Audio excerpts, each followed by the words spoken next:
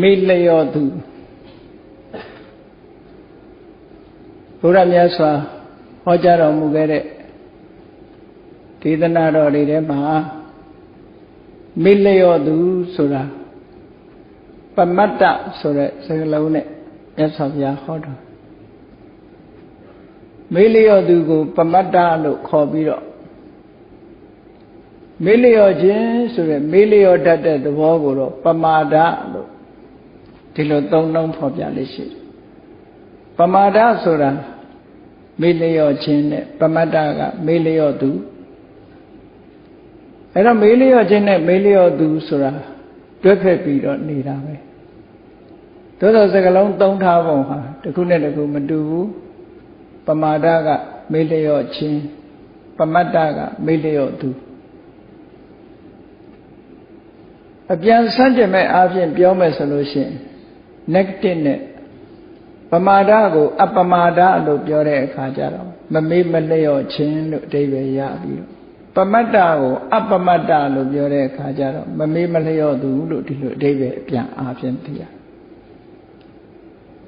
ဒီစကားလုံးလေးတွေကိုအသုံးပြုပြီးတော့မြတ်စွာဘုရားသခင်ကိုရောမြတ်ကထိုသုတ်တန်တွေမှာဟောထားတာရှိတယ်ဒီပမာဒအပမာဒဆိုတဲ့စကားလုံးနဲ့ပတ်သက်လာတဲ့အခါမှာတက္ကရာဆရာကြီးတွေရေးထားတာလည်းပဲအမှန်တမ်းမှတ်သားစရာကောင်းတယ်အပမာဒဆိုတဲ့တရားဟာပိဋကတ်သုံးပုံကိုခြုံပြီးငုံပြီးတဲ့တရားတစ်ခုဖြစ်ပါတယ်လို့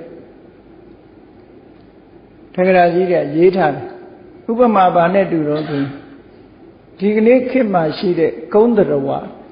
ဆင်ဟာအကြီးဆုံးပဲပေါ့ဒါကဘာဥကာလတော့ဒီတဲ့ကြီးတာရှိကောင်းရှိလိမ့်မယ်ပေါ့နော်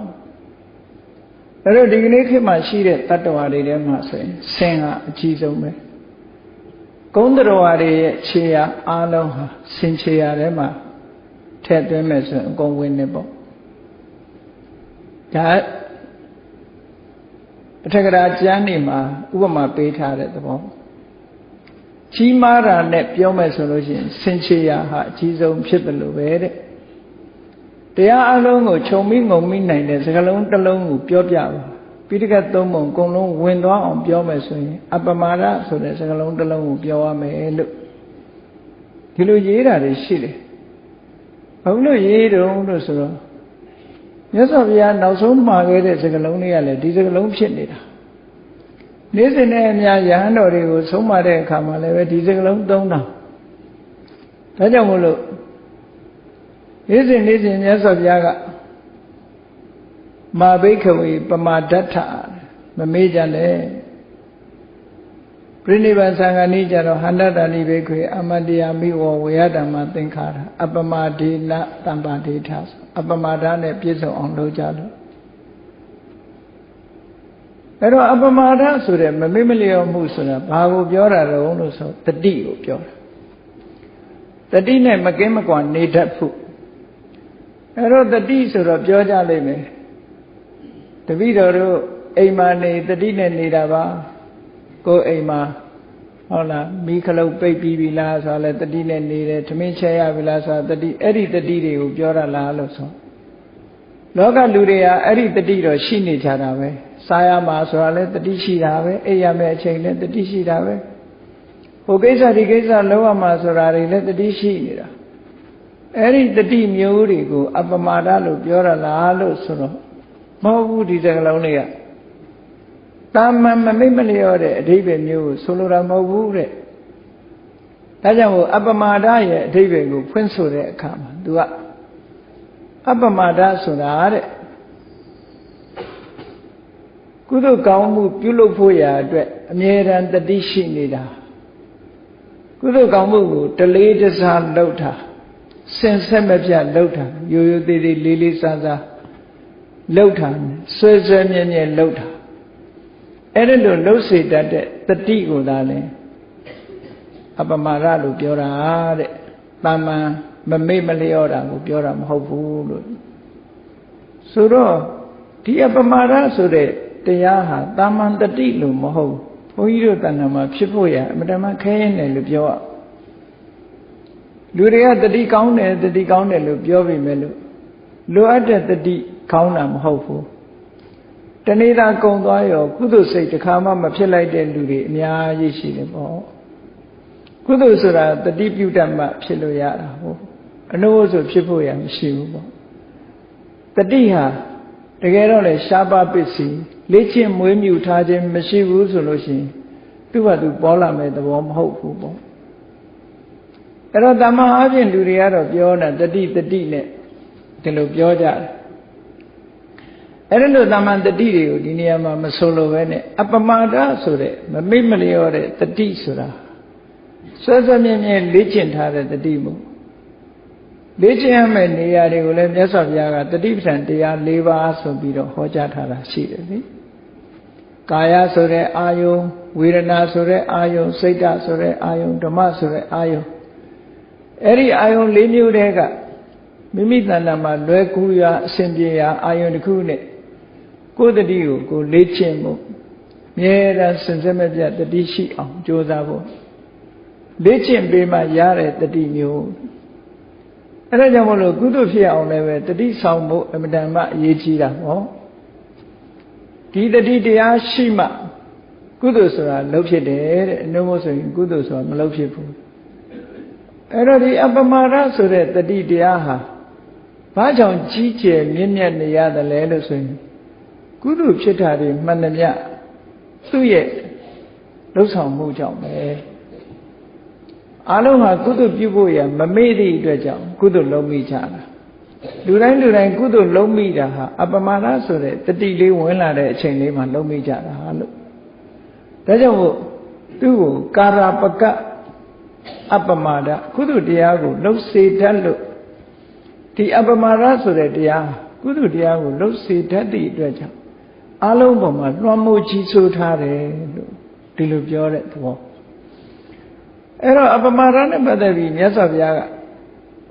ဓမ္မဝရမှာဆိုရင်အပမာဒောအမတပဒံပမာဒောမစ္ဆုနောပဒံဆိုပြီးဟောတာနိဗ္ဗာန်ရခြင်းအပမာဒရှိရအပမာဒဟာနိဗ္ဗာန်ကိုရောက်စေတဲ့တရားလို့အတိလင်းဟောထားတယ်ပမာဒောမစ္ဆုနောပဒံဆိုလိုတာက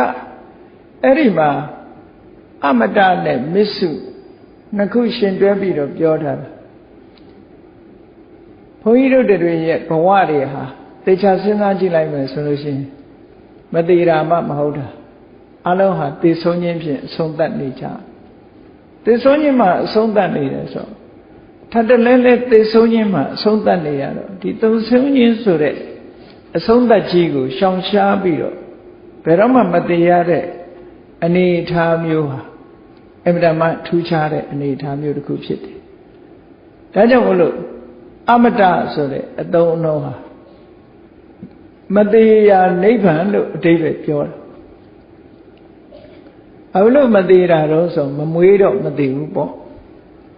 မွေးလာလို့ရှိရင်ဆိုလိုတာကဖြစ်လာရင်ပြတ်မှာပဲသေချာတယ်အဖြစ်မရှိအောင်ကသူ့ဘာသူနေလို့မရဘူးသူကအကြောင်းရှိနေရင်ဖြစ်နေတာဆိုလိုတာကဖြစ်စီတဲ့အကြောင်းတရားတွေကိုဖယ်ရှားပစ်ဖို့လိုအပ်တယ်အဲ့ဒီဖြစ်စေတတ်တဲ့အကြောင်းတရားတွေကိုဖယ်ရှားပြစ်နိုင်တာဟာအပမာဒဆိုတဲ့တတိထားမှဒီအကြောင်းတွေကြောင့်တို့ဖြစ်နေတာပါလားလို့ဆိုတာအသိဉာဏ်ကသိနိုင်သဘောမှာအပမာဒဆိုတာတတိကမှအာယုံကိုယူမပေးဘူးဆိုလို့ရှိရင်အသိဉာဏ်ဆိုတာဘယ်လိုမှမဖြစ်နိုင်မြတ်စွာဘုရားသာသနာတော်မှာပညာကအရေးကြီးဆုံးပဲ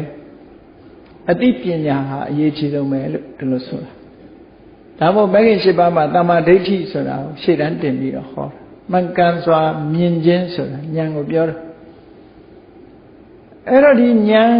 အရေးကြီးတယ်ဆိုတော့ဒီဉာဏ်ဖြစ်ဖို့ကြတော့ဘယ်သူကအရေးကြီးတုံးဆိုအပမာဒခေါ်တဲ့တတိယအရေးကြီးတယ်အပမာဒဆိုတဲ့တတိမှမရှိလို့ရှိရင်ဉာဏ်မဖြစ်ဘူးတဲ့ဒီလိုဆိုလိုတာအဲ့တော့ပညာဆိုဒီမှာတတိကင်းတဲ့ပညာဆိုတာမရှိဘူးလို့စာပေကျမ်းဂန်မှာဒီလိုတိုက်ရိုက်တောင်ဆိုထားတယ်နာဟိတတိဝိရိဟိတာပညာနာမအဋ္ဌိတတိဝိရိဟိတာဆိုတာတတိကင်းမဲ့တဲ့တတိမပါတဲ့ပညာနာမအသိပညာဆိုတာနတ္ထိမရှိ အဲ့တော့ဒီပညာလူတွေပြောတဲ့လောကီပညာမျိုးကိုပြောတာမဟုတ်ဘူးတဘာဝတရားတွေရဲ့အစစ်မှန်ကိုပိုင်ပိုင်နိုင်နိုင်သိတဲ့အသိပညာမျိုးဓမ္မပညာမျိုးကိုဆိုလိုတယ်အဲ့ဒီအမှန်တရားကိုသိရှိနိုင်တဲ့ဓမ္မပညာမျိုးဟာတတိရှိမှပဲသိနိုင်တယ်တတိကအာယုံကိုယူပေးရတယ်ယူပေးမှပညာကသိတယ်ဒီလိုဆိုလို့ပညာနဲ့တတိဟာတွဲဖက်ပြီးတော့အလုံးလုံးအောင်အဲ့တော့ပညာအလုံးလုံးလို့ရအောင်တတိကလမ်းခင်းပေးရတယ်တတိမှလမ်းခင်းမပေးလို့ရှိရင်ပညာကဘာမှမလုပ်နိုင်စွမ်းအင်တတိမရှိဘူးဥပမာရှင်းအောင်သဘောကျအောင်ကြည့်မယ်ဆိုလို့ရှိရင်မြင်ချင်းကိစ္စကိုပြီးတဲ့မျက်လုံးဟာဆိုပါစို့စာအုပ်ဖတ်ချင်တယ်စာအုပ်လေးတော့ဖတ်ချင်တယ်ဆိုလို့ရှိရင်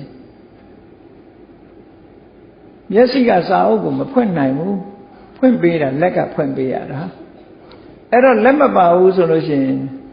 မျက်စိကလည်းဘယ်လိုမှမလုံးနိုင်ဘူးအဲ့တော့လက်ကဖွင့်ပေးမှမျက်စိကကြည့်လို့ရအဲ့ဒါလိုပဲတတိဆိုတဲ့လက်ကဖွင့်ပေးမှပညာဆိုတဲ့မျက်လုံးကကြည့်လို့ရတယ်ပေါ့သူတို့နှစ်ခုอ่ะဒီလိုဆက်ဆက်နေဒါကြောင့်မို့လို့ပညာအရေးကြီးတယ်ဆိုရင်ပညာတဲ့ဘုံအရေးကြီးတာကတတိဖြစ်နေတယ်ဒါကြောင့်မို့လို့အပမာဒောအမတပဒံသိနေတာဘာကြောင့်လဲတတ္တဝါတွေတန်တရားထဲမှာဘာကြောင့်ထပ်တလဲလဲသိရတယ်လဲလို့ဆိုတာအကြောင်းတရားတွေရှိနေလို့မွေးဖွားခြင်းရဲ့အကြောင်းတရားတွေရှိနေလို့မွေးဖွားခြင်းအကြောင်းတရားဆိုတာကိုသိအောင်ရှေ့ဆောင်လမ်းပြတာကတတိသိတာကပညာအဲ့ဒါလို့တတိကလမ်းပြလို့ပညာကသိတဲ့အခါမှာအဲ့ဒီတရားကိုဖယ်ရှားနိုင်တော့အကြောင်းတရားကိုတတ်လိုက်တဲ့အခါအကျိုးတရားရပ်သွားတယ်အဲ့ဒါကြောင့်မို့လို့အမတနိဗ္ဗာန်ဆိုတာအကြောင်းတရားတွေရပ်ဆိုင်သွားလို့မဖြစ်တော့သည့်အတွက်ကြောင့်ပျက်စီးခြင်းတည်ဆုံးခြင်းဆိုတာမရှိဘူးအဲ့ဒီလိုဖြစ်အောင်တတိကစွမ်းဆောင်ပေးတာဖြစ်သောကြောင့်အပမာဒောအမတပဒံလို့အပမာဒောဆိုတဲ့တရားဟာနိဗ္ဗာန်ရခြင်းရဲ့အကြောင်းတရားပဲပမာဒောမစ္ဆုနောပဒံမိမိလျောရောက်နေမယ်ဆိုရင်တန်တရားထဲမှာမဆုံးနိုင်တဲ့သိခြင်းတရားနဲ့ရင်ဆိုင်ကြရမယ်လို့ဒီလိုမြတ်စွာဘုရားကဟောထားတာဟုတ်ဒါကြောင့်မို့လို့ဒီပမာဒလက်ကင်ထားအပမာဒဆိုတာကိုလက်ကင်ထားမှအပမတ္တမမေ့မလျော့သူဖြစ်ပြီးတော့ပမာဒဆိုတဲ့တတိကင်းပေါ့မေ့လျော့နေတဲ့ပုဂ္ဂိုလ်တွေတန်တရားထဲမှာရှိကြပြီးတော့တန်တရားထဲမှာတဝဲလဲလဲနဲ့ဒုက္ခရောက်ကြရတယ်အထက်ကရာဆရာကြီးကမေ့လျော့သူဆိုတာနဲ့ပတ်သက်ပြီးဘယ်လိုထိအောင်ပြောထားတော့ဆိုရင်ပမတ္တတသနာမသတ္တရောအပါယာတကခေဟသရိတာသူပြောလိုက်တဲ့စကားပမတ္တတမေ့လျော့တဲ့ပုဂ္ဂိုလ်အဖို့သတ္တရောအပါယာငရဲတိရိစ္ဆာန်ပြိတ္တာအတုရကယ်လို့ဆိုတဲ့အပယ်လေးပုံတို့ဟာတကခေဟသရိတာကိုယ်အိမ်နဲ့အလားတူချတယ်လို့ဒီလိုဆိုတာဒါလည်းစဉ်းစားစရာအလွန်ကောင်းတဲ့စကားတစ်ခုပဲအပယ်လေးပုံဟာမေးလျော့သူအတွက်တော့သူ့အိမ်လိုပဲလို့ဒီလိုပြောတဲ့အဓိပ္ပာယ်ကဘာတော့ဆိုလို့ရှိရင်လူတွေကကိုယ့်အိမ်မှာကိုယ်နေတာများတယ်လေဘလောက်ခရီးသွားအချိန်တန်အိမ်ပြန်လာတာရှိပဲပေါ့အဲ့ဒါလိုပဲမေးလျော့နေတဲ့ပုဂ္ဂိုလ်ဟာတန်တရားထဲမှာခရီးသွားနေတဲ့အချိန်တန်ရင်ပြန်ရောက်လာတဲ့နေရာဟာမေးလျော့မယ်ဆိုရင်ပြန်ရောက်လာတဲ့နေရာဒီအပယ်လေးပုံသာဖြစ်တယ်ငရဲဘုံခဏခဏရောက်တယ်တရိစ္ဆာန်ဘုံခဏခဏရောက်တယ်ပြိတ္တာဘုံခဏခဏရောက်တယ်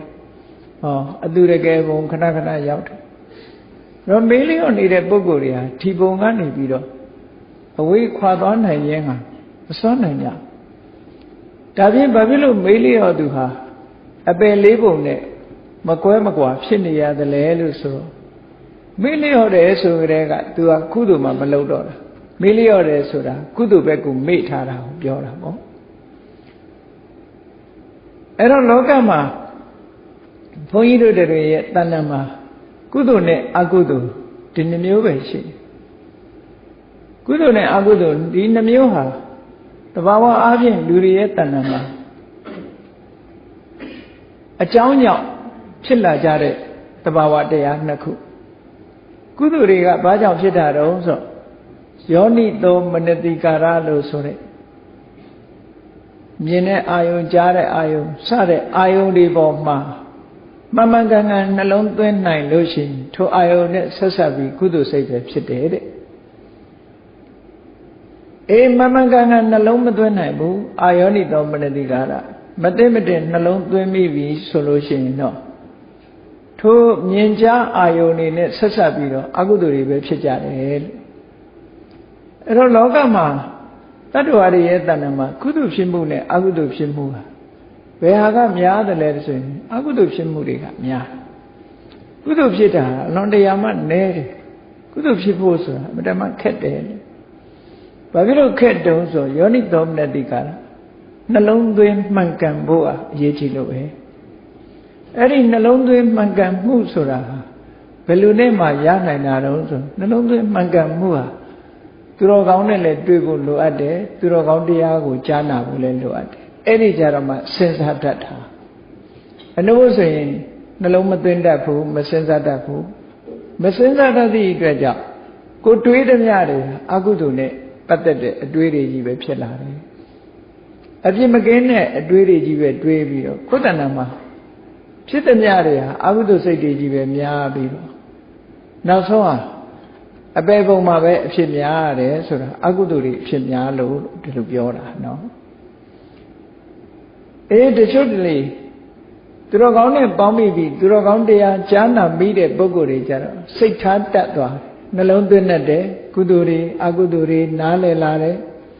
နားလည်ပြီးတော့ဘယ်လိုနှလုံးသွင်းရမလဲဆိုတာသိလာတဲ့အတွက်ကြောင့်အကုသိုလ်ဆိုတာမဖြစ်ဘဲနဲ့ကုသိုလ်ဆိုတာဖြစ်လာအဲ့တော့ကုသိုလ်ဖြစ်ဖို့ဆိုတာအမှန်တမ်းအခွင့်အရေးနည်းတယ်လို့ဒီလိုပြောရအောင်ကျိုးကြောင့်ညင်ညွတ်ဖို့အလွန်မှခဲနာဒါကြောင့်မို့ဒီယောနိသောမနတိကာရအာယောနိသောမနတိကာရဒီနှစ်ခုဟာလေ့ကျင့်ရမယ့်အရာနှစ်ခုပဲယောနိသောမနတိကာရဆိုတာ wise attention ပဲအသိပညာနဲ့ဆင်ခြင်စဉ်းစားတတ်မှုမှန်ကန်တဲ့နှလုံးသွင်းယောနိသောဆိုတာမှန်ကန်တဲ့နည်းနဲ့နှလုံးသွင်းတာပြောရမယ်ဆိုလို့ရှိရင်ယောနိသောမနတိကာရဆိုတာကုသိုလ်ဖြစ်အောင်နှလုံးသွင်းတတ်ဖို့နှလုံးသွင်းမှယောနိသောမနတိကာရဖြစ်တယ်ဥပမာမဲ့အာယုန်လေးတစ်ခုတွေ့တဲ့အခါမှာနှလုံးသွင်းမှုကိုကြည့်ကိုယ်နဲ့မတည့်တဲ့ပုဂ္ဂိုလ်တယောက်ကိုမျက်စိနဲ့မြင်လိုက်ပြီဆိုတဲ့အခါမှာမမှန်မကန်နှလုံးသွင်းလို့ရှိရင်ဘာတွေဖြစ်လာတော့ဆိုဒေါသတွေဖြစ်လာမတည့်တဲ့လူနဲ့တွေးလိုက်တာနဲ့ဒေါသတွေဖြစ်လာအဲ့ဒါဘာလို့ဒေါသဖြစ်လဲဆိုရင်အာယုန်သောမနတိကာရဘာတွေတွေးမိတော့ဆိုလို့ရှိရင်တစ်ချိန်တုန်းကသူနဲ့အစင်မပြေခဲ့တာတွေခေါင်းထဲမှာတတိကြီးပေါ်လာပြီးတော့ဒေါသတွေဖြစ်တာပဲပေါ့ဟောအဲ့ဒီပုဂ္ဂိုလ်ကိုပဲယောနိသောမနတိကာရနဲ့စဉ်းစားလိုက်မယ်ဆိုလို့ရှိရင်အိုးသူ့ကိုဒေါသဖြစ်နေလို့လဲဘာကြိုးထူးမှလဲသူလည်းသူကံနဲ့သူပဲငါလည်းငါကံနဲ့ငါပဲငါတဏ္ဍာမှာအကုသိုလ်ဖြစ်ရင်မသိဘူးအကုသိုလ်ဖြစ်ရင်ငါပဲဒုက္ခရောက်မှာပဲဒီလိုတွေးလိုက်လို့ရှိရင်အကုသိုလ်ဆိုမလာတော့ဒါလက်တွေ့ကျင့်သုံးတာလို့ခေါ်တယ်ဆိုလိုတာကဒီလိုတွေးရင်အကုသိုလ်ဟိုလိုတွေးရင်အကုသိုလ်မဖြစ်ဘူးပေါ့ဒါကြောင့်မို့တွေးပုံတွေးနည်းဟာအမျိုးမျိုးရှိတယ်ပေါ့မြင်ပုံမြင်နည်းဟာအမျိုးမျိုးရှိတယ်အကုသိုလ်ဖြစ်မဲ့အမြင်နဲ့မတွေးနဲ့ဆိုလိုတာကလူတယောက်ကိုတွေးပြီဆိုတဲ့အခါကျတော့အပြစ်မြင်နဲ့အမြင်မျိုးနဲ့မတွေးနဲ့ဟောမေတ္တာသက်ဝင်ပြီးတော့မြင်တဲ့အမြင်မျိုးနဲ့တွေးဖို့လိုအပ်တယ်အဲ့ဒါလို့မတွေးဘူးဆိုလို့ရှိရင်တော့အကုသိုလ်ကဝင်လာမှာပဲပေါ့တချို့လမ်းသွားရင်ပဲအလို့လျောက်တလန်းတော့အကုသိုလ်တွေဖြစ်သွားတဲ့လူတွေလည်းအများကြီးပဲလေကုသိုလ်ဖြစ်တဲ့လူလည်းရှိတယ်အကုသိုလ်ဖြစ်တဲ့လူလည်းရှိကားမောင်းသွားရင်တောင်မှပဲအကုသိုလ်ဖြစ်တဲ့လူတွေအများကြီးကိုယ်ရှိကကြော်တက်သွားတာတို့ဟုတ်လားကိုယ်ရှိကဖြတ်သွားတာတို့ဆိုလို့ရှိရင်အကုသိုလ်တွေဖြစ်ကြတယ်အဲ့တော့ကုသိုလ်ဖြစ်အောင်ဘယ်လိုစဉ်းစားရမလို့ဆိုအဲ့ဒါတွေကိုနှလုံးမသွင်းမဲ့နဲ့နေတာလည်းပဲကုသိုလ်ဖြစ်နိုင်တယ် နောက်တနည်းကတော့သိခဏ်ချင်းခွင့်လွှတ်ခြင်းဆိုတာလည်းပဲကုသိုလ်ဖြစ်စေနိုင်တဲ့အရာတစ်ခုပဲပေါ့နောက်တစ်ခုကတော့အပြစ်ဆိုတာကိုမရှိပဲနဲ့အဲ့ဒီကိစ္စတွေကိုမစင်ရင်မစင်စားပဲနဲ့ကိုယ်မှနှလုံးသွင်းတရားလေးတစ်ခုနဲ့ပဲသွားနေလို့ရှိရင်လည်းပဲအပြစ်ဆိုတာမဖြစ်နိုင်ဘူးပေါ့အဲ့တော့အကုသိုလ်ဆိုတာဟာမသိမတင်နှလုံးသွင်းမှဖြစ်တာဖြစ်တယ်ပေါ့မရိယာဆရာတော်ကြီးနှလုံးသွင်းတယ်လို့ပေါ့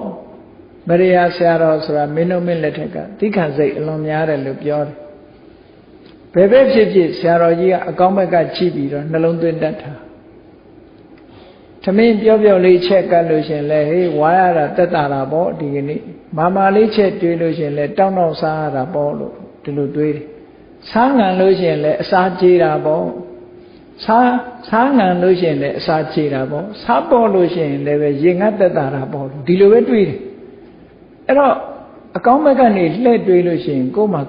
အကုသိုလ်ဆောင်မဖြစ်တော့ဘူးအဲ့ဒါမျိုးကိုဆိုလိုတာယောနိသောမနတိကာရလို့ဆိုတာအဲ့တော့ယောနိသောမနတိကာရမှာမရှိဘူးဆိုလို့ရှိရင်အကုသိုလ်ဆိုတာဖြစ်လာနိုင်ဒါကြောင့်မို့လို့မမေ့မလျော့ဘူးဆိုတဲ့ပုဂ္ဂိုလ်ကိုယ့်ကိုယ်တတိထားပြီးတော့ကိုယ်စိတ်ထဲမှာကုသိုလ်ဖြစ်တာလားအကုသိုလ်ဖြစ်တာလားဆိုတာအမြဲတမ်းအကဲခတ်ပြီးတော့ဆန်းစစ်တဲ့နေပေါ့အကုသိုလ်ဖြစ်တာကိုသိတာနဲ့တပြိုင်နက်ရှေ့ဆက်မဖြစ်အောင်ဟန်တာဖို့လိုအပ်တယ်အဲ့ဒါလို့အကုသိုလ်ဖြစ်တာကိုသိမှကြိုးစားခြင်း၄မျိုးထဲမှာသမ္မပဋ္ဌာန်တရား၄ပါးဆိုတာအလုံးသိကြအကုသိုလ်တတိနဲ့ကုသိုလ်လားအကုသိုလ်လားဆင်ញင်စဉ်းစားနေတဲ့တတိထားနေတဲ့အချိန်မှာအကုသိုလ်ဖြစ်လာပြီဆိုလို့ရှိရင်ထိုအကုသိုလ်မဖြစ်ရအောင်ကြိုတင်ပြီးတော့တတိကဟန်တာတယ်ဖြစ်လာပြီဆိုလို့ရှိရင်လည်းဖယ်ရှားဖို့ကြိုးစားတယ်ကုသိုလ်မဖြစ်သေးဘူးဆိုရင်ဖြစ်အောင်လုပ်တယ်ဖြစ်ပြီးသားကုသိုလ်တွေတိုးပွားလာအောင်လုပ်တယ်လို့ဒီလိုကြိုးစားအဲ့ဒါကိုပဲတမ္မာဝါယာမမဂ္ဂင်၈ပါးမှန်ကန်စွာကြိုးစားအထောက်မှုလို့ဒီလိုဆိုလိုတာအဲ့ဒါကြောင့်မို့လို့ကြိုးပမ်းအထောက်မှုလုပ်တိုင်းဟာကြိုးပမ်းအထောက်မှုကိုအကူအညီပေးတာဘယ်သူကအကူအညီပေးတော့ဆိုတတိကအကူအညီပေးတယ်ဒါမှမဟုတ်တမ္မာဝါယာမပြီးတော့တမ္မာတတိဆိုတာအနိကမြတ်စွာဘုရားကထည့်ပေးထားတာနော်ဒါကြောင့်မို့လို့အပမာဒဆိုတဲ့တတိတရားဟာမဂ္ဂင်၈ပါးထဲမှာလည်းပဲအရေးပါတဲ့အခန်းကဏ္ဍမှာရှိတယ်နိဗ္ဗာန်ရဖို့အတွက်လည်းအရေးပါတဲ့အခန်းကဏ္ဍနောက်ဆုံးကုသိုလ်ဖြစ်ဖို့တမ္မာအားဖြင့်ကုသိုလ်ဖြစ်ဖို့အတွက်လည်းပဲအမှန်တမ်းအရေးပါတယ်တဲ့အကယ်၍တတိတရားမရှိဘူးတတိလက်လွတ်ဖြစ်နေပြီဆိုရင်ဒီနေရာမှာတတိလက်လွတ်ဆိုတာ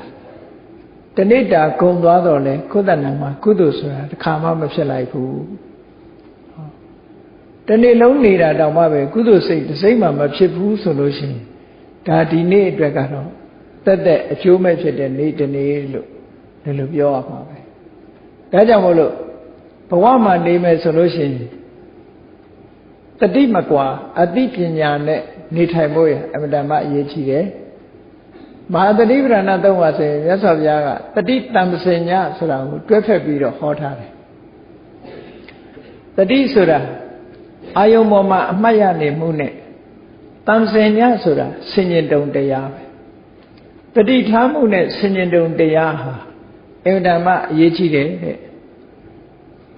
ဘုရားဘာသာဝင်သူတော်စင်တို့နေ့စဉ်ဘဝမှာလေ့ကျင့်ရမှာကတော့တတိနဲ့တံပစညကိုလေ့ကျင့်ပေးရမှာအဲ့ဒီဤစနစ်ကိုတမ္ပစညပပဆိုပြီးတော့မြတ်စွာဘုရားကမဟာတတိပဌာနာတုတ်မှာဟောထားတယ်ထိုသုတ်တန်တွေမှာလည်းဟောထားတယ်သုတ်တန်တစ်ခုမှာဆိုရင်မြတ်စွာဘုရားဘယ်လောက်ထိအောင်ဟောတော့ဆိုရင်တတောဘိက္ခွေတမ္ပဇာနောကာလအာခင်ခေယဆိုလိုတာကတတိနဲ့ဆင်ញင်တုံတရားနဲ့မင်းတို့သိမဲ့အချိန်ကိုစောင့်ရလို့ဒီလိုပြောထားတာနော်အဲ့ဒါနဲ့စောင့်ဖို့လိုအပ်တယ်ပေါ့ဘာလို့လဲဆိုတော့လူဆိုတာတနေ့ကျတော့ဘဝတစ်ခုအဆုံးသတ်မှာပဲအဲ့ဒါလို့ဘဝတစ်ခုအဆုံးမသတ်ခင်ဘာနဲ့နေရမလဲလို့ဆိုရင်တတိနဲ့တံပစညနဲ့နေရမယ်အဲ့လိုတတိနဲ့မှမနေနိုင်ဘူးတတိတံပစညလက်လွတ်နေတယ်ဆိုရင်ဒါမေးလျော့သူလို့ခေါ်တာပဲ အဲ့ဒါကြောင့်မလို့မေးလျော့သူမဖြစ်ရလေအောင်ဘုန်းကြီးတို့တွေဟာတတိတံပစင်ညာကိုလေ့ကျင့်ရမယ်သူ့ဘာသူအလိုလျောက်တတိကောင်းလာသူဆိုတာမဖြစ်နိုင်ဘူးဒါကြောင့်မို့အာယုန်နဲ့လေ့ကျင့်ပုံကိုမြတ်စွာဘုရားကမဟာသတိပဋ္ဌာန်သုတ်မှာဟောထားတာလေဒီအဘိက္ခန္တေပဋိက္ခန္တေသမ္ပဇာနာကာရီဆိုတာတတိနဲ့ကိုယ်ခန္ဓာကိုယ်ရှေ့ရွှေ့တယ်နောက်ရွှေ့တယ်ရှေ့ရိမ့်တယ်နောက်ရိမ့်တယ်ဘယ်လိုပဲဖြစ်ဖြစ်ခန္ဓာကိုယ်လှုပ်ရှားမှုတွေနဲ့ပတ်သက်လာလို့ရှိရင်ဆင်ញင်တုံတရားနဲ့နေရမယ်တတိနဲ့တမ္ပဇင်ညာနဲ့နေရမယ်လို့ဘာလို့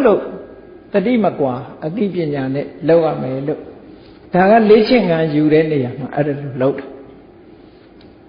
အဲ့တော့တရားဆိုတာလေ့ကျင့်ခံလောက်တာပဲပေါ့စိတ်ရဲ့လေ့ကျင့်ခံ mental exercise လောက်တာပေါ့ဒါတရားထုတ်တယ်လို့ပြောတာပဲစိတ်ကိုလေ့ကျင့်ပေးဖို့အဲ့တော့စိတ်ကိုလေ့ကျင့်ပေးဖို့ရအတွက်မြတ်စွာဘုရားကသုတ်တန်တစ်ခုမှဆိုရင်ဘယ်လိုတတိပေးထားလဲဘယ်လိုဆုံးမထားလဲဆိုရင်ကထံပုတ္တမေရတိတိဝါဝိတိဝတ္တံတိဒီနေ့တာကုံဆုံးလာတဲ့အခါမှာလူတိုင်းဟာပြန်ပြီးတော့ကိုယ်ချက်ကပ်လုပ်ဖို့လိုတယ်ပေါ့ကိုယ်စစ်ဆေးဖို့ပြန်ပြီးသုံးသပ်ဖို့ကိုယ်ပြန်ပြီးသုံးသပ်ဖို့ဗဓမ္မအရေးကြီးတယ်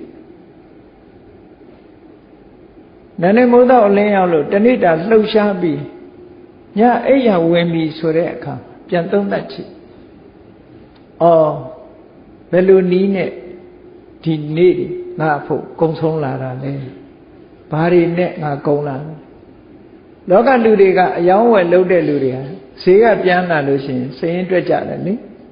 ဒီနေ့ဘလောက်ရင်းတယ်ဘလောက်မြတ်တယ်ဒါတော့တွက်ကြတယ်ပေါ့သို့တော့ကုသိုလ်နဲ့အကုသိုလ်နဲ့ပတ်သက်ပြီးတော့အဲ့လိုစိတ်ရင်းတွက်တဲ့လူပြန်ပြီးတော့စဉ်းစားတဲ့လူဆိုတာအမတမနေလိမ့်မယ်ပေါ့မြတ်စွာဘုရားကအဲ့ဒါကြောင့်မို့လို့ညာချမ်းရောက်လာတဲ့အခါမှာဆင်ញင်စဉ်းစားလိုက်ပါတဲ့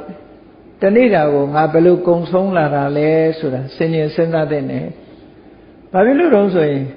မစဉ်းစားရင်အခြေအနေမှန်ကိုမသိဘူးအခြေအနေမှန်မသိလို့ရှိရင်အဖြေမထုတ်နိုင်ဘူးပေါ့အခြေအနေမှန်သိမှအဖြေဆိုတာထုတ်လို့ရတာကိုယ့်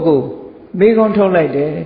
တနေ့တာမှာငါဘယ်လိုကုံဆုံးလာသလဲမနေ့ကစပြီးကိုယ့်ကိုပြန်ကြည့်ဘယ်လိုကုံဆုံးလာလဲဆိုကုသိုလ်တွေနဲ့ကုံဆုံးလာလားအကုသိုလ်တွေနဲ့ကုံဆုံးလာလားဘယ်အရာတွေကငါတဏ္ဍာမှာဖြစ်တာများသလဲလို့ဆိုတာဆင်ញင်စဉ်းစားလိုက်ပါအဲ့ဒါလို့ဆင်ញင်စဉ်းစားလိုက်လို့အကုသိုလ်တွေကများနေတယ်ကုသိုလ်တွေကနည်းနေတယ်ကုသိုလ်ဖြစ်မှုတွေမရှိဘူးဆိုရင်အဲ့ဒီနေ့အတွက်ဟာဝမ်းနည်းဖွယ်နေ့တစ်နေ့ဖြစ်လာမှာဒါကြောင့်မို့လို့ဒီနေ့မျိုးနောက်ထပ်မဖြစ်အောင်ကြိုးစားဖို့လိုအပ်တယ်ပေါ့အဲ့တော့ကုသိုလ်တွေအဖြစ်များအောင်ငါကြိုးစားမယ်လို့စိတ်ထဲမှာနှလုံးသွင်းပြီးတော့ကြိုးစားအထောက်ရမယ်သုတ္တန်နေမှာမြတ်စွာဘုရားဒီတိုင်းပဲဟောတာဒါကိုယ်ဆင်ញင်စဉ်းစားဖို့အဲ့ဒီမှာဆင်ញင်စဉ်းစားဖို့စဉ်းစားနည်းနဲ့ပတ်သက်ပြီးတော့လဲတခြားသုတ္တန်တစ်ခုမှဟောထားတာရှိသေးတယ်သူများစိတ်ကိုမသိချင်နေပါစေတဲ့ကိုယ်စိတ်ကိုသိအောင်လုပ်ပါတဲ့ဟုတ်တယ်လောကလူတွေကစတ်စုချင်တော့သူများစိတ်ပဲသိအောင်လုပ်ချင်တယ်ကိုယ်စိတ်ကြတော့ကိုသိတယ်လို့ထင်တာကိုအဲ့တော့မြတ်စွာဘုရားကကိုယ်စိတ်လေးကိုကိုသိအောင်လှုပ်ရှားမှာတဲ့သူများစိတ်မသိချင်နေပါစေကိုယ်စိတ်ကိုဘယ်လိုသိအောင်လုပ်ရမလဲလို့ဆိုရင်ငါစိတ်ထဲမှာကာမဂုဏ်အာယုန်တွေပေါ်မှာတွေ့တာတဲ့ကာမိစ္ဆန္ဒဆိုတဲ့တရားတွေရှိသလားဆိုတာစဉ်းစားကြည့်တဲ့မြင်เสียအာယုန်နှစ်သက်เสียအာယုန်မြင်လို့မျက်စိကမြင်ပြီးနှစ်သက်เสียအာယုန်ပေါ်မှာတတ်မဲ့တဲ့တဏှာရှိသလားအတန်ကြားပြီးတော့တတ်မဲ့တဲ့တဏှာရှိသလားအနံ့ရပြီးတော့တတ်မဲ့တဲ့တဏှာရှိသလားအရသာခံပြီးတော့တတ်မဲ့တာရှိသလားခန္ဓာကိုယ်ထိတွေ့နဲ့တတ်မဲ့တာရှိသလားကာမဂုဏ်အာယုန်တွေပေါ်မှာဒီလိုချင်နဲ့တတ်မဲ့တဲ့တဏှာဆန္ဒတွေရှိသလားဆိုတာစဉ်းစားကြည့်တဲ့ရှိတယ်ဆိုရင်ဘာလို့ဖယ်ဖို့ကြိုးစားပါတဲ့ဒါပြောတာနော်မရှိဘူးဆိုရင်ဘာလို့မရှိဘူးဆိုလို့ရှိရင်နောက်ထပ်လည်းမရှိအောင်တတိဆောင်ပြီးတော့ဝမ်းသာပြီးမရှိအောင်ကြိုးစားဖို့ပဲလိုအပ်တယ်နောက်တစ်ခုစဉ်းစားရမှာလူတွေဟာလောဘရှိရင်ဒေါသဆိုတာရှိလာတတ်တယ်ပေါ့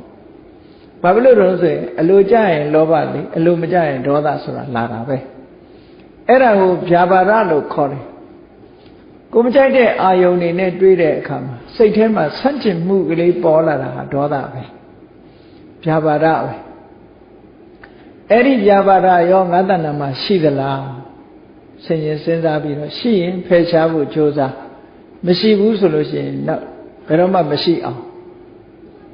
ဆက်လက်ပြီးတော့မရှိတဲ့အနေအထားတစ်ခုကိုကောင်းမွန်အောင်ထိန်းသိမ်းဆောက်ရှောက်ဖို့ဝမ်းမြောက်ဖို့ထို့တူပဲကုသိုလ်စိတ်တွေနဲ့ပတ်သက်လာလို့ရှိရင်ငါစိတ်မှာတက်ကြွမှုရှိရလားဆိုတာစဉ်းစားတယ်ကုသိုလ်စိတ်တွေနဲ့ပတ်သက်လာပြီးတော့လူတွေမှာတက်ကြွမှုအားနည်းတတ်တယ်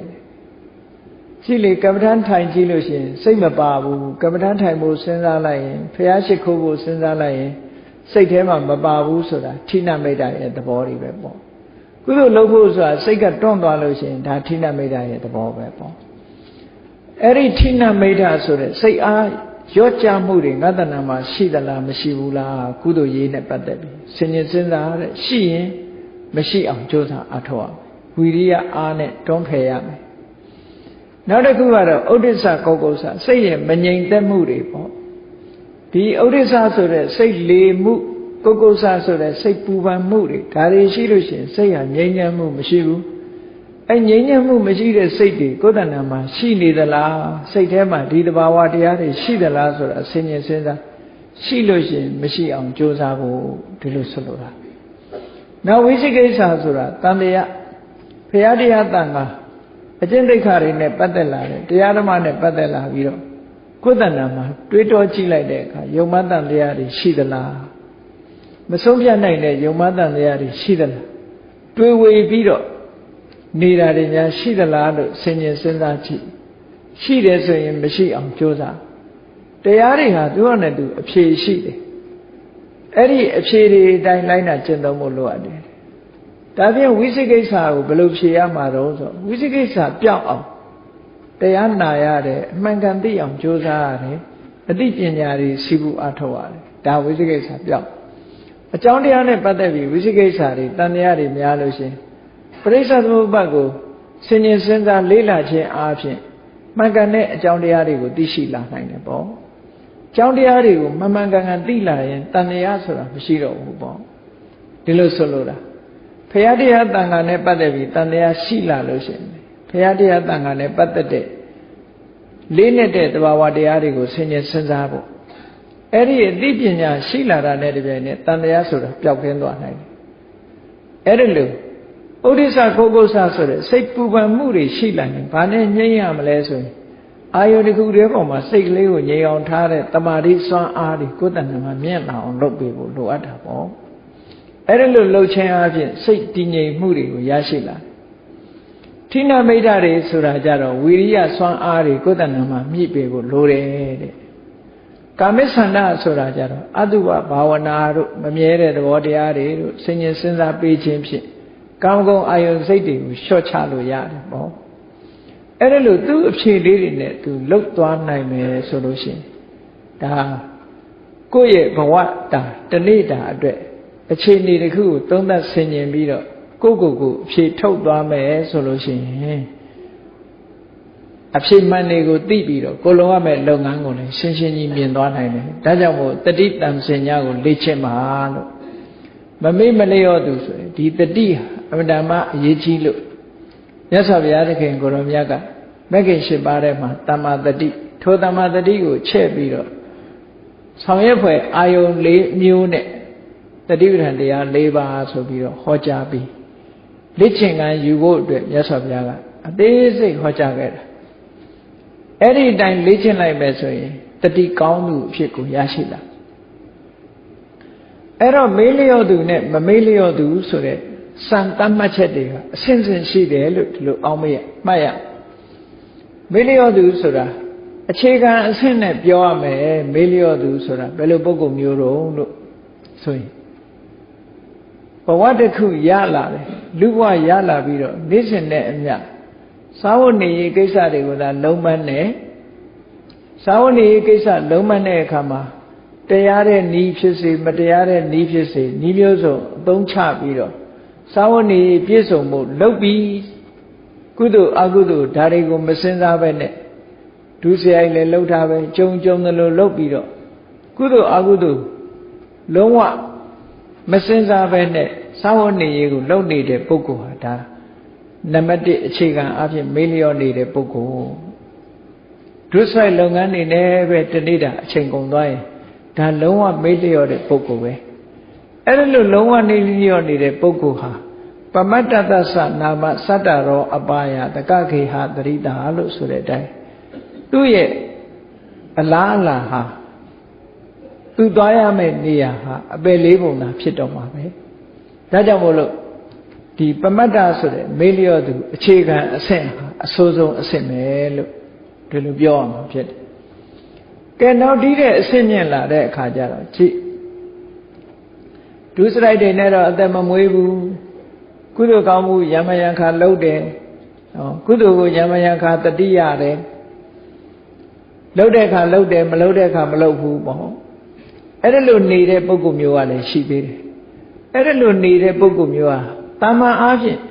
ဒါနကုသိုလ်လေးသာလုပ်တယ်သီလဆိုတာမဆောက်တည်ဘူးဒါနကုသိုလ်လေးတော့ယမယံခါလုပ်တယ်ဆိုတဲ့ပုဂ္ဂိုလ်အထက်သီလရှုထောင့်ကနေကြည့်မယ်ဆိုရင်သူ့ကိုမေးလျော့သူလို့ပဲခေါ်သေးတယ်ခုနကဒုစရိုက်တွေလှုပ်တဲ့လူကနေစာပြီးကြည့်မယ်ဆိုရင်သူ့ကိုမမေ့မလျော့သူလို့ပြောလို့ရတယ်သို့တော့သူဟာသီလကိုမဖြည့်ကျင့်သည့်အတွက်ကြောင့်သူ့ကိုမေ့လျော့သူလို့ပြောလို့ရတယ်ဘာဖြစ်လို့တော့ဆိုရင်သူဟာကိုချင်းသီလပြည့်စုံဖို့ရအတွက်မေ့ထားတဲ့ပုဂ္ဂိုလ်ဖြစ်လို့သူ့ကိုမေ့လျော့သူပဲအဲ့တော့ဒါနကောင်းမှုလေးတော့သူရှိတယ်သီလမရှိဘူးသီလမရှိသည့်အတွက်ကြောင့်သူ့ဘဝဟာဒါနကောင်းမှုကအကျိုးပေးတဲ့အခါချမ်းသာဒုက္ခရနိုင်တော့လည်းပဲသီလမပြည့်စုံသည့်အတွက်ကြောင့်ဒါနကောင်းမှုရဲ့အကျိုးကျေးဇူးကိုသူပြည့်ပြည့်ဝဝခံစားရမှာမဟုတ်ဘူးလို့ဒီလိုပြောနိုင်ကဲဘယ်လိုမခံစားရတာတုံးလို့ဆိုစဉ်းစားကြည့်လေဒါနကောင်းမှုလုပ်သည့်အတွက်ကြောင့်လူဘဝမှာလူလာဖြစ်တဲ့အခါမှာပစ္စည်းဥစ္စာကြွယ်ဝချမ်းသာတယ်သို့တော့သီလနဲ့မပြည့်စုံခဲ့သည့်အတွက်ကြောင့်ရတဲ့ပစ္စည်းဥစ္စာလည်းခဏခဏပြက်တယ်လူကလည်းကျမ်းမာရေးမကောင်းဘူးအသက်တူတယ်ယောဂများတယ်ဆိုဘယ်အချိန်သွားခံစားမလဲနော်သီလမလုံတဲ့ပုဂ္ဂိုလ်ရဲ့ရရှိလာတဲ့စိစိမ်ဥစ္စာဟာဘာမှအတိတ်ပဲမရှိတော့ဘူးတဲ့ဒါကြောင့်မို့မြတ်စွာဘုရားကဒီသီလလုံမှလူတွေဟာကျမ်းမာမှုတို့ပစ္စည်းဥစ္စာခိုင်မာမှုတို့ဆိုတာဖြစ်တာကိုသီလမလုံမှုဆိုလို့ရှိရင်ဒါတွေမရအောင်မရသည့်အတွက်ကြောင့်သူ့ရဲ့ချမ်းသာကြွယ်ဝမှုဟာသူ့အတွက်အသုံးမဝင်တယ်လို့ဖြစ်တတ်တယ်ပေါ့ပစ္စည်းဥစ္စာတော့ပေါ်ပါရဲ့ယောဂတွေကထူပြောနေတယ်ငယ်ငယ်ရွယ်နဲ့သေတယ်အသက်တူတယ်ဟော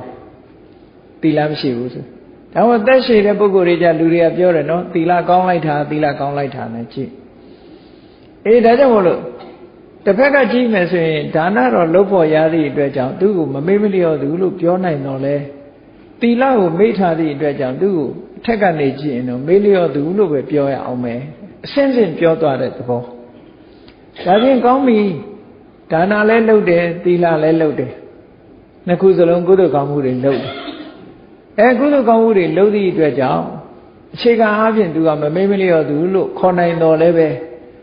ဘာဝနာဆိုတဲ့ကုသိုလ်ကောင်းမှုကိုလုံးဝမလုပ်ဖဲနေသည့်အတွက်ကြောင့်သူ့ကိုမေ့လျော့သူလို့တစ်ခါခေါ်ပြန်တယ်အဲ့တော့မေ့လျော့သူလို့အခေါ်ခံရမဲ့အတိုင်းအတာတွေကဘယ်ထိအောင်သွားနိုင်တော့ဆိုလို့ရှိရင်ယဟနာဖြစ်သည့်အထိပဲ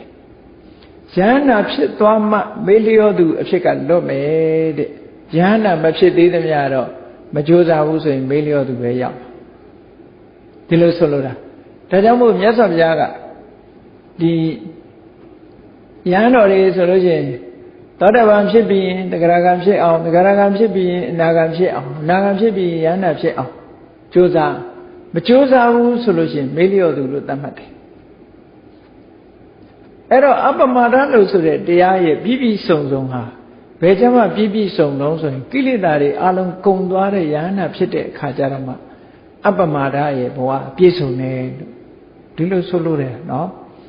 အဲ့ဒါကြောင့်မို့မမေ့မလျော့သူဆိုတာဟာယဟနာဖြစ်မှဒီနာမည်အပြည့်အဝရနိုင်တယ်။ကြံတဲ့အချိန်ကျတော့ရှုထောင့်တစ်ခုဒီ aspect ပေါ့လေ ရှုထောင့်တစ်ခုအနေနဲ့ကသာလေသူကမမေ့မလျော့သူလို့ခေါ်လို့ရသို့မဟုတ်ရင်တော့ဘယ်ပုဂ္ဂိုလ်ပဲဖြစ်ဖြစ်မေ့လျော့သူလို့ဒီလိုပြောရဥပမာမဲ့သောတာပန်ဖြစ်တယ်သောတာပန်ဖြစ်ပြီးတဲ့နောက်မှာ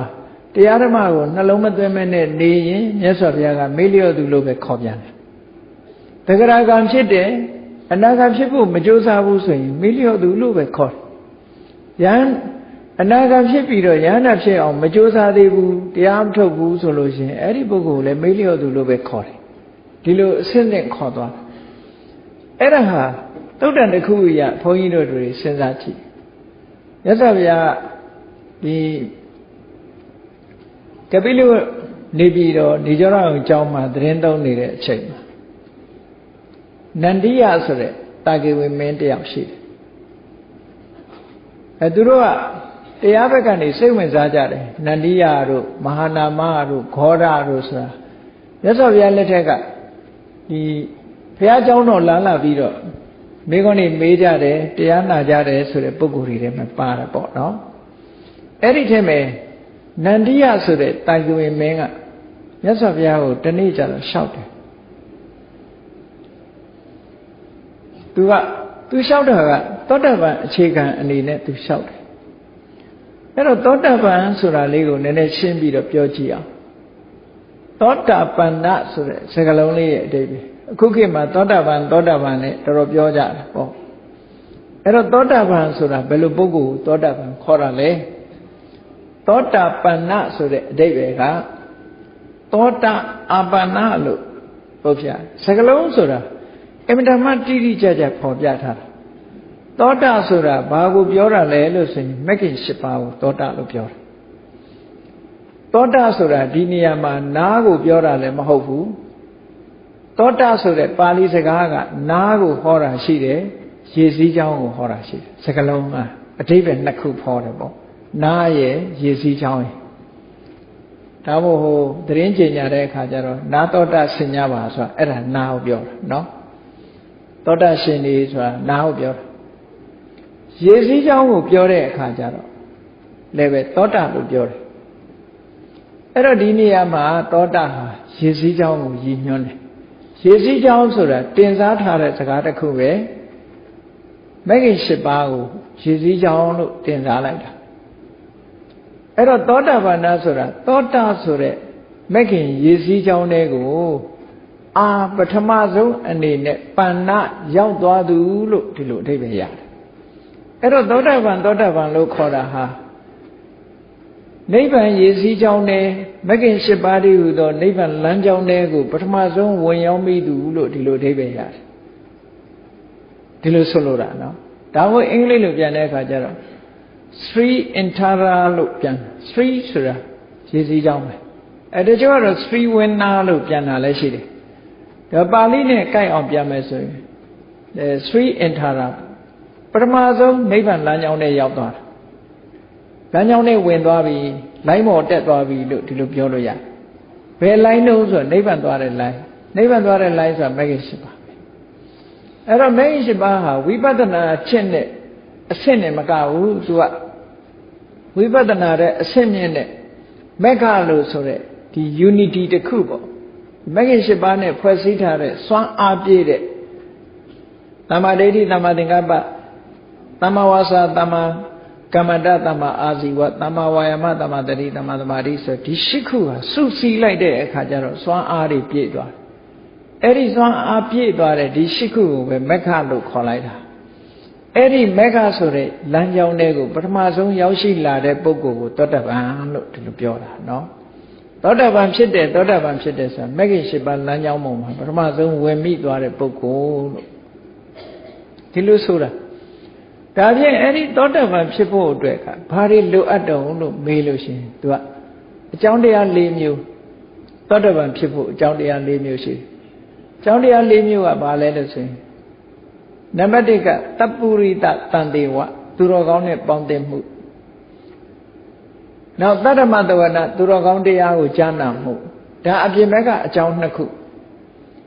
နောက်အတွင်းအကြောင်း၂ခုကဘာတော့ဆိုရင်ယောနိသောမနတိကာရမှန်မှန်ကန်ကန်နှလုံးသွင်းဆင်ခြင်တတ်မှုဓမ္မာနုဓမ္မပฏิပတ်တိ လောကုတ္တရာတရားနဲ့လျော်တဲ့အကျင့်တရားကိုကျင့်ကြံကြိုးကိုအထောက်မှုလို့ဒါကအတွင်းပိုင်းကအကြောင်း2ခုအလုံးပေါင်းလိုက်တော့အကြောင်း4ခုရှိတယ်ကြည့်အဲ့ဒီနေရာမှာရှင်သာရိပုတ္တရာသောတာပန်ဖြစ်တာကိုကြည့်ရှင်သာရိပုတ္တရာဟာရှင်အတ္တစီနဲ့တွေ့တာတပ္ပုရိတတန်တေဝရှင်အတ္တစီကယေဓမာဟိတုပ္ပဘဝဆိုတဲ့တရားကိုဟောလိုက်တဲ့အခါတတ္ထမတဝနာဒီ2ခုရှိတယ်သူ့ရဲ့ရှင်သာရိပုတ္တရာရဲ့ပင်ကိုယ်မှာရှိနေတဲ့ယောနိသောမနတိကာရတရားနာနေတဲ့အချိန်မှာ apply လုပ်တာဒါကျင့်တာပဲပေါ့ကျင့်တယ်ဆိုတာဟာအချိန်ကြာကြီးကျင့်ရတာလူတယောက်နဲ့တယောက်ဒါကမတူဘူးเนาะတယောက်နဲ့တယောက်မတူဘူးတရားနာရင်လည်းပဲခန္ဓာကိုအသိဉာဏ်ကရောက်ရှိသွားပြီးတော့နှလုံးသွင်းဆင်ခြင်သွားတဲ့ပုဂ္ဂိုလ်တွေလည်းရှိတယ်အဲ့ဒါကြောင့်မလို့ရှင်သာရိပုတ္တရာတို့ကြတော့ခန္ဓာကိုရှင်သာရိရှင်အတ္တစီဟောနေတဲ့အချိန်လေးအတွင်းမှာပဲသူကဆင်ញင်လိုက်လို့အသိဉာဏ်တွေပွင့်သွားတာအဲ့ဒီအချိန်လေးဟာဒါကျင့်တဲ့အချိန်လေးပဲအတိုင်းတာတစ်ခုနဲ့တူမတူဘူးလေလူတော်မှအပြင်မဲ့ကျင့်ကြတာပဲကြည့်အောင်တချို့ကတစ်လနဲ့တချို့ကတစ်ဖက်နဲ့သောတာပန်ဖြစ်တယ်တချို့ကတစ်လနဲ့မှသောတာပန်ဖြစ်တယ်တချို့ကတစ်နှစ်နဲ့မှဖြစ်တယ်ဟောတူနဲ့တူတာမဟုတ်တချို့ကတရားနာရင်လေးနဲ့ဖြစ်သွားဒီလိုမတူတာဟာတယောက်နဲ့တယောက် qualification မတူတာပေါ့အရေးချင်းချင်းမတူတာဒါဘယ်ကိစ္စမှာပဲဖြစ်ဖြစ်လူဟာတူနဲ့တူရည်ချင်းချင်းဆိုတာတူတာမှမဟုတ်တာအေးကောင်းပြီအဲ့ဒီမှာအခုအကြောင်းတရား၄မျိုးပြည့်စုံပြီဆိုလို့ရှိရင်အဲ့ဒီပုဂ္ဂိုလ်ဟာသောတာပန်နာလို့ခေါ်တဲ့ဒီနိဗ္ဗာန်လမ်းကြောင်းထဲကိုရောက်ရှိသွားပြီ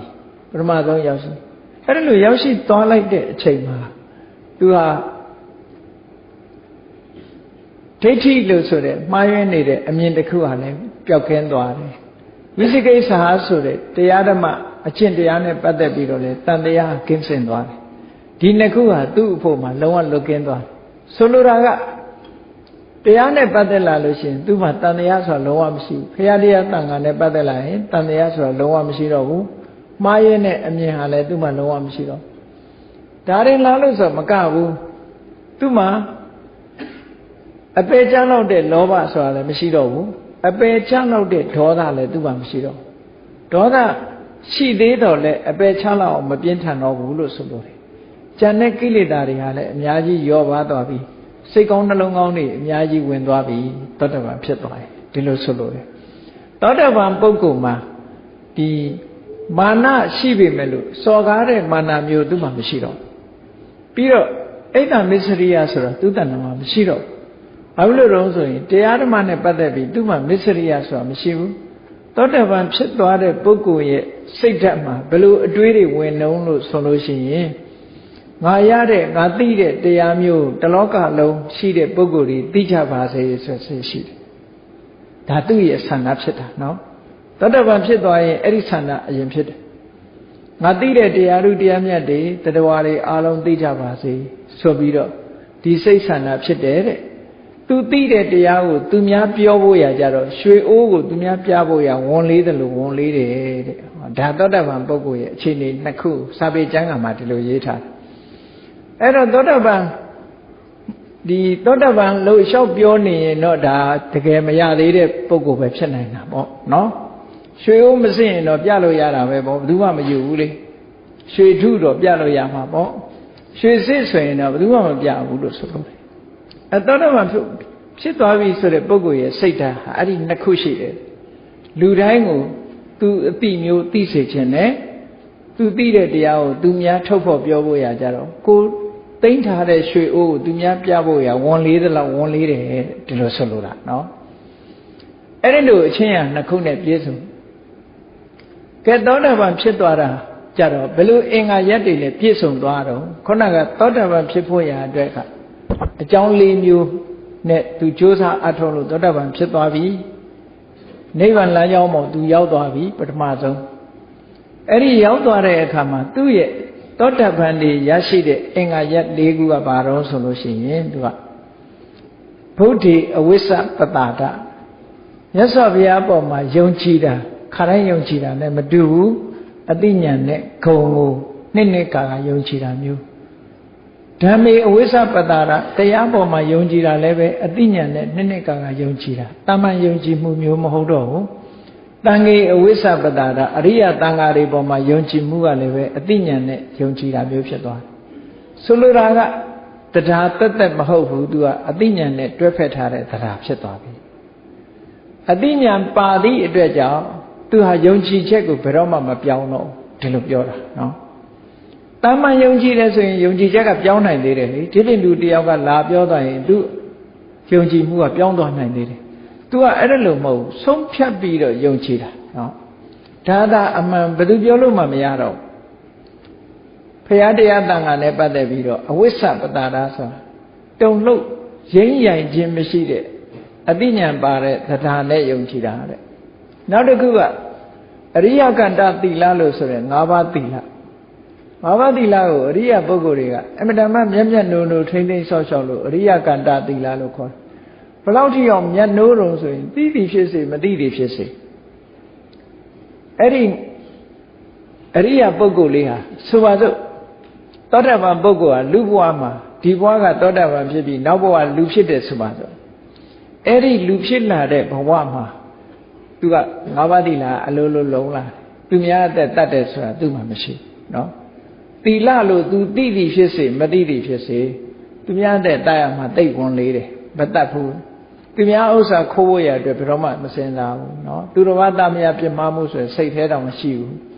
လိန်ပြောဖို့ရဆိုတာလဲသူကစိတ်ထဲမှာမရှိဘူးအယက်ဒေသတောက်စားမှုဆိုတာလုံးဝအနတ်တော်မခံနိုင်ဘူးဒါသောတပန်ဖြစ်ထားတဲ့ပုဂ္ဂိုလ်ရဲ့အင်္ဂါရက်တွေပဲပေါ့အဲ့ဒီအနေအထားမျိုးတွေကိုပြောင်းလဲသွားစေတယ်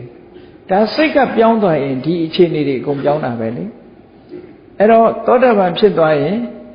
ဖရာပေါ်မှာနှစ်ကာယုံကြည်ခြင်းတရားပေါ်မှာနှစ်ကာယုံကြည်ခြင်းတန်ခါပေါ်မှာနှစ်ကာယုံကြည်ခြင်းနဲ့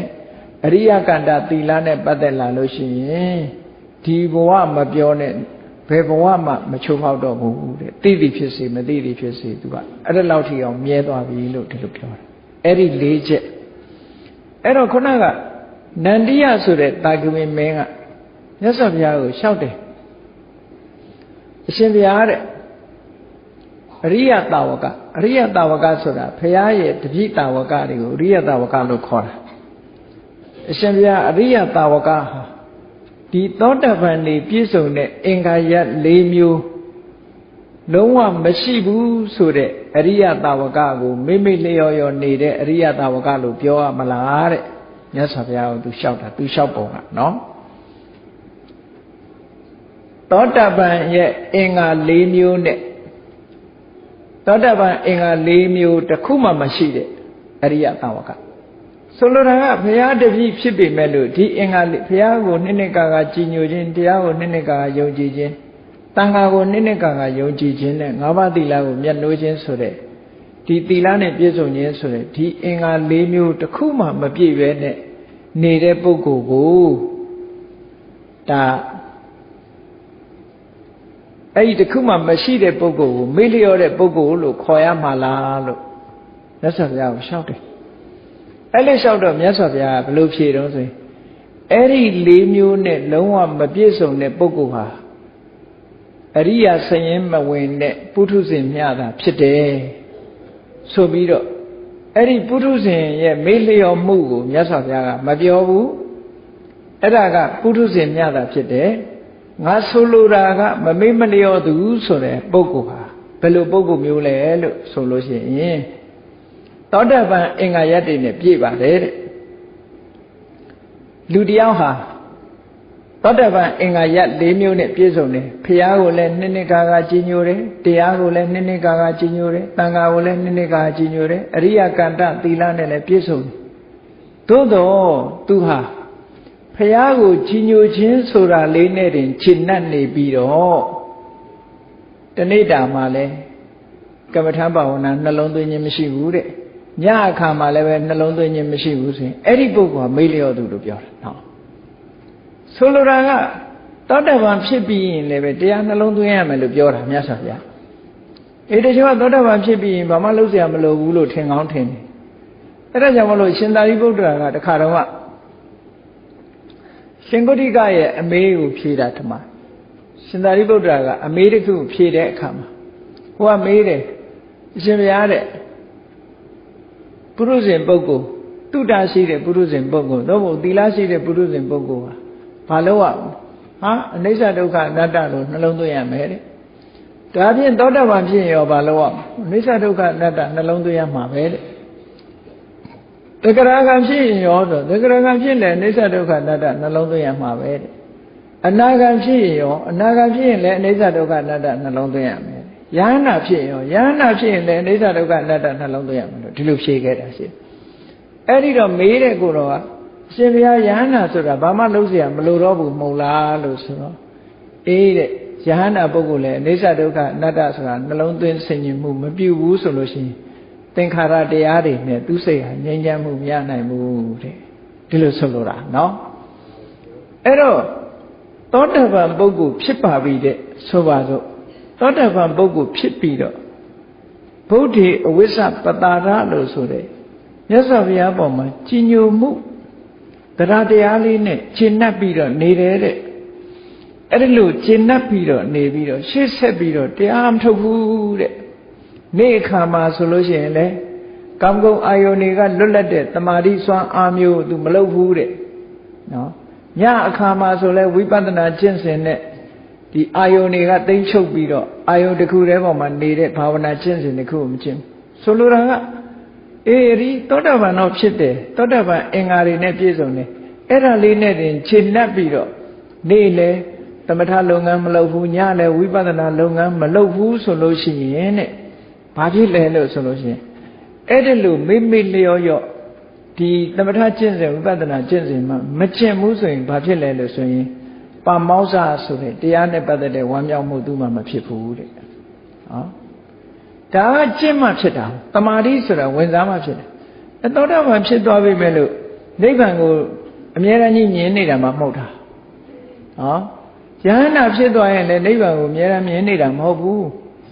တာမန်မဲ့ယဟနာလည်းမျက်စိရှိတော့မြင်စရာတွေမြင်နေမှာပဲပေါ့အဲ့တော့ပမောဇ္ဇဖြစ်ဖို့ဆိုတာကြတော့ဒီအချင်းကိုကျင့်ရဝန္တာမှုဆိုတာသူ့မှာမဖြစ်လာဘူးတဲ့ဝန္တာမှုမှမဖြစ်ဘူးဆိုရင်ပီတိဆိုတာသူ့အောင်ဖြစ်ဘူးတဲ့ပီတိမှမဖြစ်ဘူးဆိုလို့ရှိရင်ကိုယ်စိတ်ငြိမ်းချမ်းမှုပတ္တတိသူ့မှာမဖြစ်ဘူးတဲ့ပတ္တတိမဖြစ်ဘူးဆိုရင်သူဟာဒုက္ခနဲ့နေရတာပဲတဲ့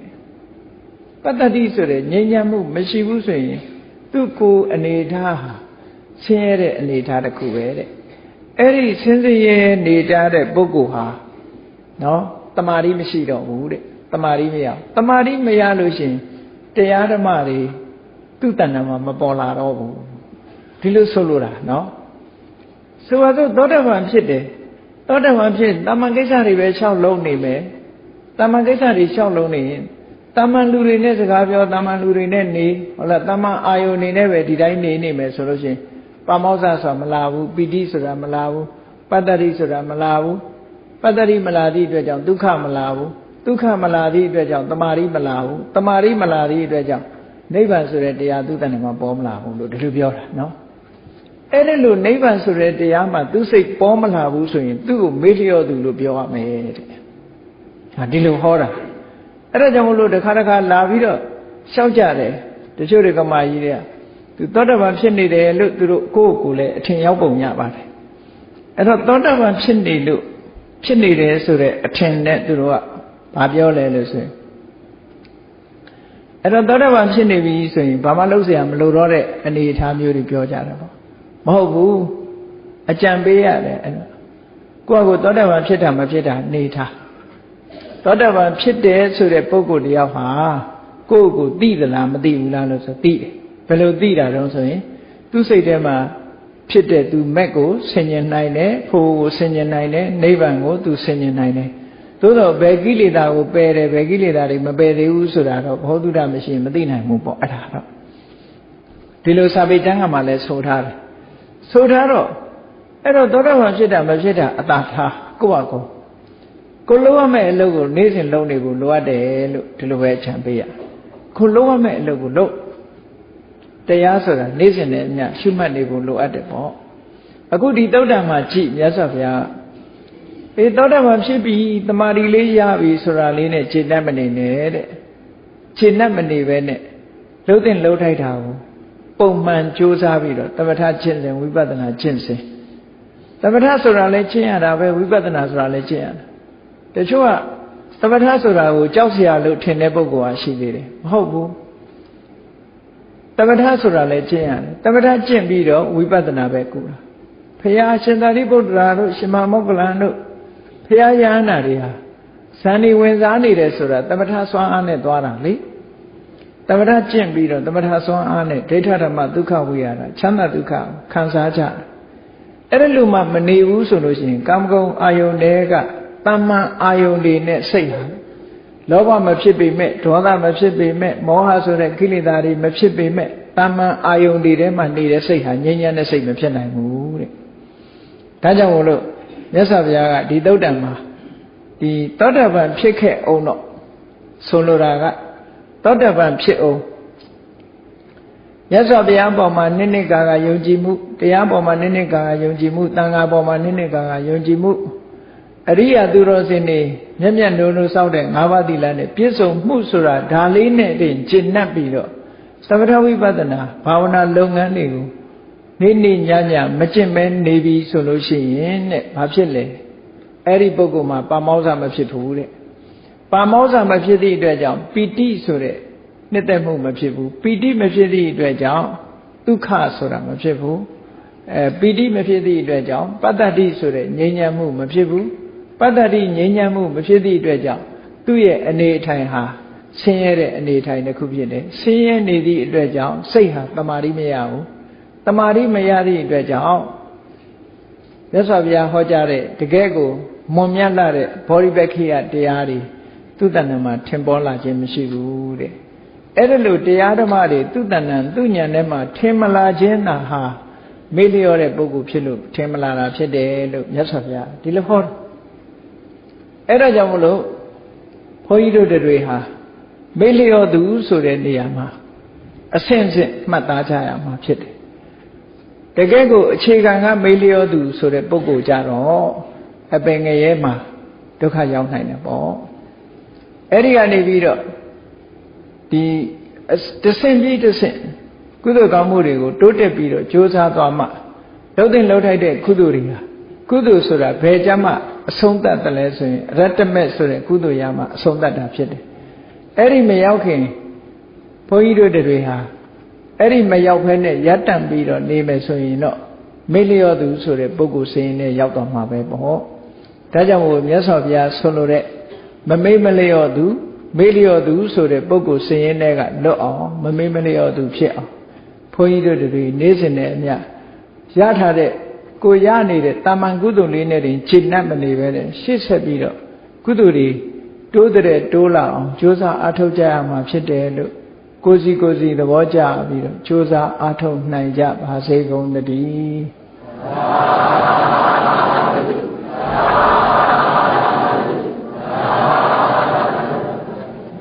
ကဲမေတ္တာပို့ရအောင်တတ္တဝါများစွာ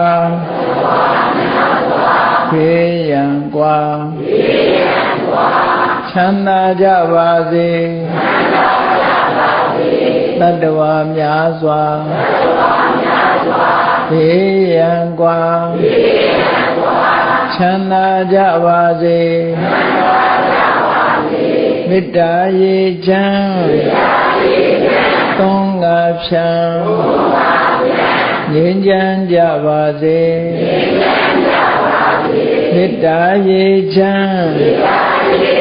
သုံးငါဖြံငြိမ်းချမ်းကြပါစေအရှိချမ်းသာစိတ်ချမ်းသာတို့ရဆန္ဒပြည့်ပါစေအရှိချမ်းသာစိတ်ချမ်းသာတို့ရဆန္ဒပြည့်ပါစေဖုံလန္တာဒုက္ခပင်ကစားမေတ္တာပုံနေတုသင်္ကမမနောတရတိတဗေတံပဝါယံတုဒုက္ခန္တကာ မေတ္တာပုံနေတုသင်္ကမှာစုပေါင်းပုအပ်မေတ္တာတဟုရောင်မြူပါဝဲငွေလာမင်းနှင့်ရောင်ကြီးရှဲယုံပေါင်းဆောင်ရခြင်းကြောင့်တဗ္ဗေတံကျွတ်မဲ့ဥတုံလုံးစုံများစွာတတ္တဝါတို့ဤမနောတရတိမြင်မြတ်ဖြူစင်အေးကြည်လင်လိရေစဉ်ကြည်တင်စိတ်နှလုံးတည်ဟုသောရေအိုင်ကြီးအတွင်း၌ဒုက္ခပင်ကသာစင်ထာဝရအေးမြကြည်သာတာယာပွင့်လန်းချမ်းသာဒုက္ခတည်ဟုသောကုမုဒ္ဒရာဇာဗန်တို့သည်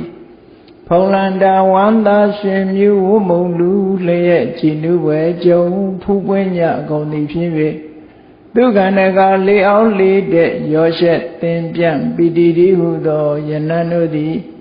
ပဝါယံတုကောင်းစွာမဲ့တွေကြိုင်လိုက်၍နေကြပါစေကုန်တည်း